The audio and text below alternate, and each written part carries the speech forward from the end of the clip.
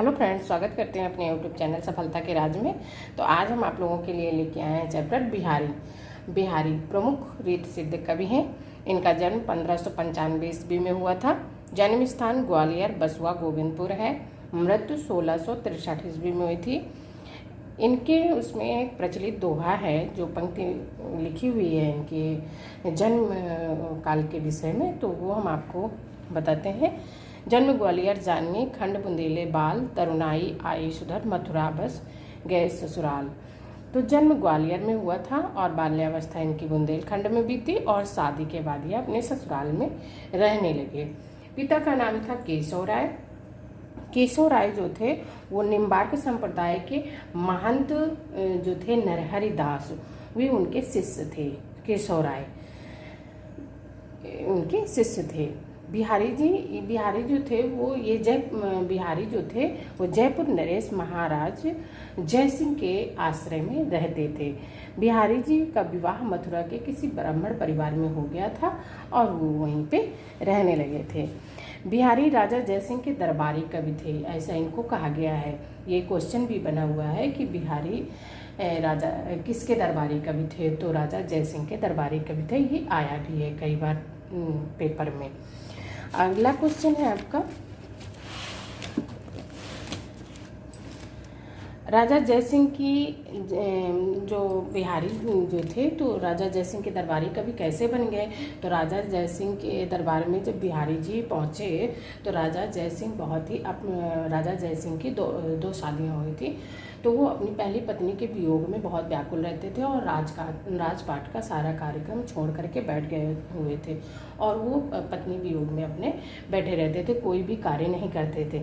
तो ऐसी स्थिति में देख करके बिहारी जी ने राजा को समझाने की कोशिश की और उनको समझाने के उद्देश्य से उन्होंने ये एक दोहा सुनाया उनको। नई पराग नई मधुर मधुर, नई विकास ये काल, अली कली ही सो बंधो आगे कौन हवाल। तो जैसे ही बिहारी जी ने ये वाला दोहा उनको सुनाया और इसका अर्थ बताया तो राजा जयसिंह को मानो अपने जीवन का कोई पथ प्रदर्शक मिल गया हो और उनको अपने जीवन का जीने का रास्ता मिल गया और वो अपना काम सुचारू रूप से करने लगे और धीरे धीरे करके अपने राजपाट को भी संभालना शुरू कर दिया था। शुक्ल जी के अनुसार अब हम आपको छोटे छोटे क्वेश्चन बताते हैं जो कई पेपर में पूछे जा चुके हैं, तो उनको देख लीजिए। शुक्ल जी के अनुसार बिहारी जी ने कितने दोहे लिखे हैं। ये बहुत ही इम्पॉर्टेंट क्वेश्चन है, कई बार ये पूछा जा चुका है। तो शुक्ल जी के अनुसार 700 दोहे हैं, वैसे इनके 719 और 713 भी मिलते हैं देखने को। तो अगर आपको उसमें आता है शुक्ल के अनुसार बिहारी जी के कितने दोहे थे, तो 700 थे और अदर आ जाए कोई क्वेश्चन तो उसमें आप 719 और 713 कर सकते हैं, क्योंकि एक बार ऑप्शन में 700 नहीं था और 713 था, तो 713 वाला ऑप्शन सही माना गया था। बिहारी जी का एकमात्र ग्रंथ कौन सा है। बिहारी जी का एकमात्र ग्रंथ बिहारी सतसई है। ये भी एक क्वेश्चन आ चुका है, ये भी बन चुका है पेपर में।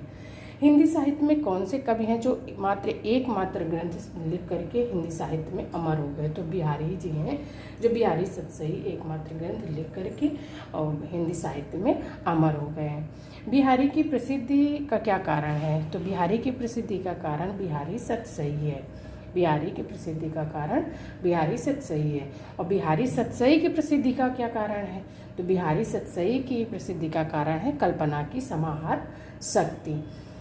भाषा की समाज शक्ति और कल्पना की समाहार शक्ति का सर्वाधिक उपयोग किस कवि ने किया है। तो भाषा की समाज शक्ति और कल्पना की समाहार शक्ति का सर्वाधिक उपयोग बिहारी जी ने किया है। और ये लिखा किसने है, इसको किसने माना है, इसको आचार्य रामचंद्र शुक्ल ने माना है। बिहारी सतसई में किन ग्रंथों का प्रभाव पड़ा है। बिहारी सतसई जो लिखी है बिहारी जी ने, तो उसमें किन किन ग्रंथों का प्रभाव पड़ा है। तो वो 3 ग्रंथ हैं जिनका प्रभाव पड़ा है, गाथा सप्तशती, अमरूक शतक और आर्या सप्तशती। तो ये 3 ग्रंथ हैं जिनमें बिहारी सतसई में इनका प्रभाव पड़ा है। बिहारी सतसई में सर्वाधिक प्रभाव किस ग्रंथ का पड़ा? अगर क्वेश्चन आ जाए आपका कि बिहारी सतसई में सर्वाधिक प्रभाव किस ग्रंथ का पड़ा है, तो गाथा सप्तशती का पड़ा है। ये प्राकृत भाषा में लिखी हुई है। बिहारी सतसई कैसा काव्य है? तो बिहारी सतसई एक मुक्तक काव्य है। मुक्तक काव्य। बिहारी सतसई कैसा काव्य है? यह एक मुक्तक काव्य है। डॉक्टर नगेंद्र ने कहा है बिहारी सतसई श्रृंगार भक्ति नीति की त्रिवेणी है। डॉक्टर नगेंद्र ने क्या कहा है? बिहारी सतसई जो है वो श्रृंगार भक्ति नीति की त्रिवेणी है। तो ये भी एक क्वेश्चन बना हुआ है। बिहारी सतसई को श्रृंगार भक्ति नीति की त्रिवेणी किसने माना है? तो डॉक्टर नगेंद्र ने माना है। सतसई परंपरा का प्रथम ग्रंथ कौन सा है? हिंदी भाषा में सतसई परंपरा का प्रथम ग्रंथ कौन सा है? तो हिंदी भाषा में सतसई परंपरा का जो प्रथम ग्रंथ है वो है कृपाराम का हित तरंगिणी। कृपाराम का हित तरंगिणी जो है वो सतसई परंपरा का प्रथम ग्रंथ माना गया है। अब बिहारीदास के कई दोहे हैं जो प्रचलित हैं। सतसैया के दोहरे जो नाविक के तीर देखन में छोटे लगे घाव करे गंभीर। कभी कभी वो दोहा रख देते हैं और कह देते हैं किस कवि का, तो आप इसको भी देख लीजिएगा। बिहारी जी को गागर में सागर भरने का भी उदाहरण दिया गया है कि वो गागर में सागर भरते थे। तो इस तरह से आपको इस चैप्टर में जो हम क्वेश्चन लेके आए हैं, तो बिहारी से जितने क्वेश्चन बनते थे उतने मैंने आपको एक वीडियो में बताने की कोशिश करी है। और आप इनको, और जो भी क्वेश्चन है बहुत ही इंपॉर्टेंट है। वीडियो पसंद है तो लाइक शेयर सब्सक्राइब जरूर करना। वीडियो देखने के लिए धन्यवाद।